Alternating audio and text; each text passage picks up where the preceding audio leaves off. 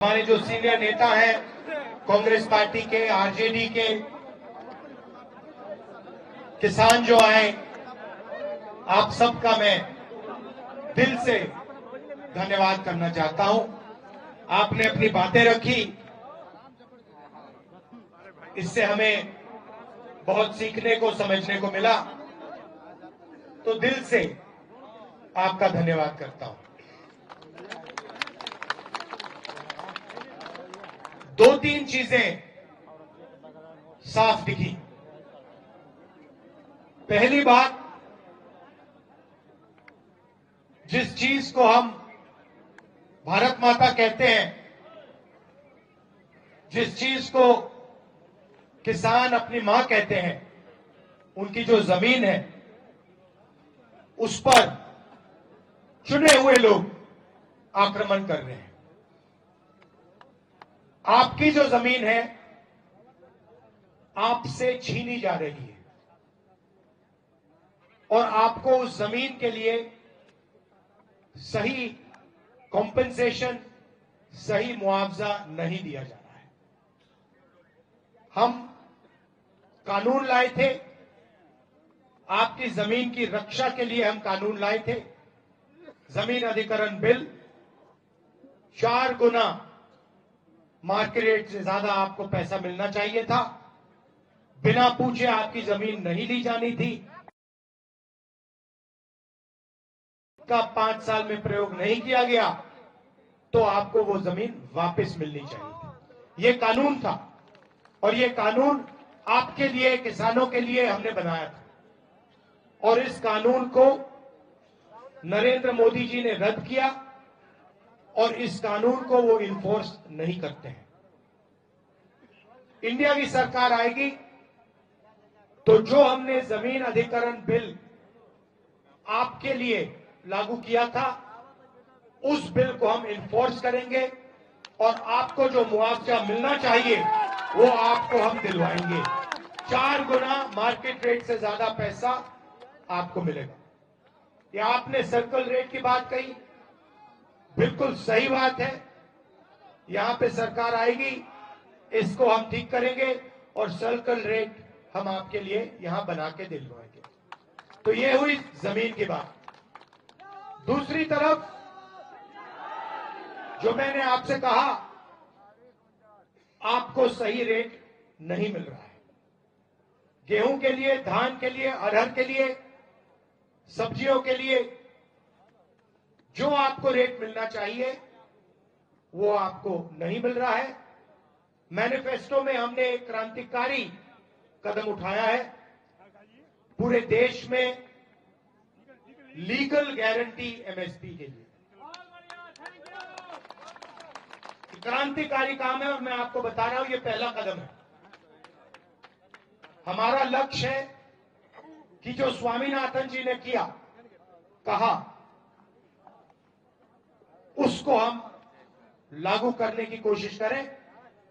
हमारी पार्टी में हमारे जो इंडिया पार्टनर है, उनके साथ हमारी बातचीत चल रही है, मगर मैं आपको एक बात की गारंटी दे सकता हूं, जब भी कांग्रेस पार्टी से किसानों ने कुछ भी मांगा, चाहे वो कर्जा माफी हो, चाहे वो एमएसपी हो, चाहे वो हरी क्रांति हो, हम पीछे नहीं हटे हैं। हमने आपकी रक्षा की है और हम आपकी रक्षा करने वाले हैं।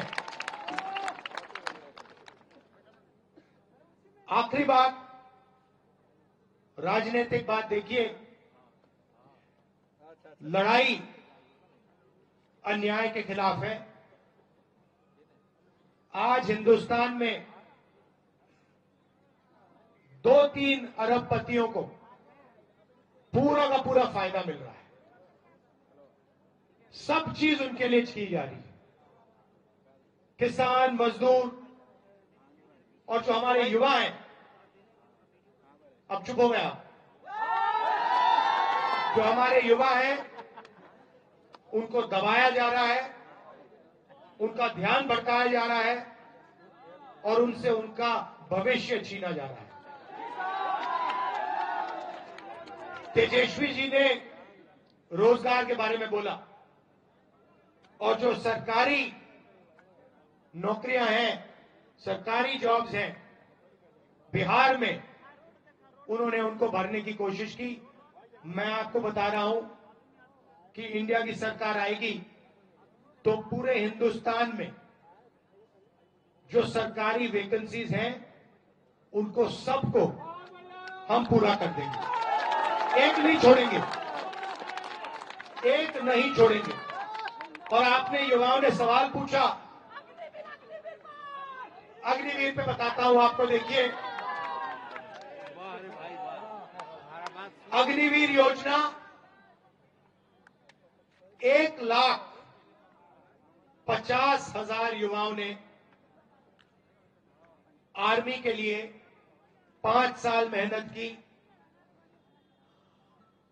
वर्जिश की, ट्रेनिंग की, तैयारी की। योजना से पहले की बात कर रहा हूं। 1,00,000 युवाओं ने 5 साल मेहनत की और हमारी सेना ने उन्हें एक्सेप्ट किया। सेना का ऑफर 1,50,000 युवाओं को मिला। कोविड आता है, सेना उनसे कहती है देखिए कुछ ही समय में हम आपको आर्मी में ले लेंगे। एग्जाम होगा सर। 3 साल उन्हें आया और फिर अंत में कहते हैं कि आपको जो हमने वायदा किया था, भर्ती का वायदा किया था, वो हम पूरा नहीं करेंगे। ना आप सेना में आ सकते हो, ना आपको अग्निवीर योजना में जगह मिलेगी। आज तक 1,50,000 युवा इधर उधर घूम रहे हैं और हमने उनसे कहा है कि देखिए आपकी लड़ाई हमारी लड़ाई है। आपको या तो आर्मी में लेना पड़ेगा, या अग्निवीर में लेना पड़ेगा, या फिर कोई ना कोई कॉम्पेंसेशन आपको देना ही पड़ेगा। और कांग्रेस पार्टी इसके लिए आपके साथ खड़ी है और ये लड़ाई हमारी लड़ाई है। देखिए, देशभक्ति की भावना करोड़ों युवाओं में होती है। अग्निवीर योजना ने एक नई चीज शुरू की है। जो सेना में होगा, अगर वो शहीद होगा तो उसे शहीद कहलाया जाएगा। मगर अगर अग्निवीर का कोई जवान शहीद होता है तो इसे शहीद का दर्जा नहीं दिया जाएगा। मतलब 2 तरीके के शहीद बना दिए। एक शहीद जिसको शहीद का दर्जा मिलेगा, और दूसरा अग्निवीर का शहीद जिसको शहीद नहीं कहा जाएगा, उसे शहीद का दर्जा नहीं दिया जाएगा। फिर भी समझ में नहीं आ रहा है किसी को कि क्या करना चाहिए। मैं आपको बताता हूं। देखिए, ये लोग समझ ही नहीं रहे। नहीं समझ रहे। देखिए, देश बदलना होगा। अग्निवीर क्यों आया मैं आपको बता देता हूं। आप बात समझिए। अग्निवीर योजना में अगर 4 युवा आर्मी में जाएंगे तो उनमें से 3 को 4 साल के अंदर हटा दिया जाए। सही है? एक व्यक्ति को सेना में रखा जाएगा, उसको पेंशन मिलेगी, उसको रिटायरमेंट के बाद कैंटीन मिलेगी, उसको सब कुछ मिलेगा। और जो 3 लड़के हैं उनको वो पकौड़े बेचेंगे, उनको बाहर कर दिया जाएगा। अगर उनमें से कोई शहीद होता है तो उनको कहा जाएगा भैया देखो तुम्हारे परिवार को कुछ नहीं मिलेगा, मर गया मर गए तो मर गए, तुम जानो, तुम्हारा काम जाने। अब ये हो क्यों रहा है आप समझिए। हम लोग बेवकूफ है इसलिए। आर्मी का जो बजट है ना, या आप उसको सैनिकों को दे सकते हो, या आप उसको सेना के लिए जो खून पसीना देते हैं उनको दे सकते हो, या फिर आप उसको अदानी जी को दे सकते हो। सीधी सी बात है। या आप 1 रुपया इधर डाल सकते हो, या फिर उसी रुपया को आप वहां डाल सकते हो।